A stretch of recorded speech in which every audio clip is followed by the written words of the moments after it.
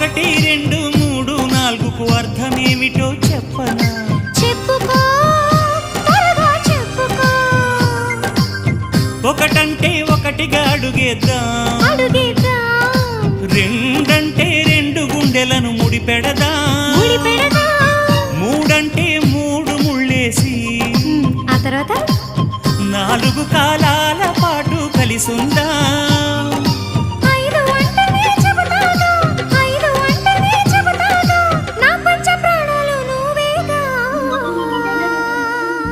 అమ్మావు ఇల్లు ఈగ చదివానాడు, ప్రేమ వలపు మనసు మమత చదివాయినాడు.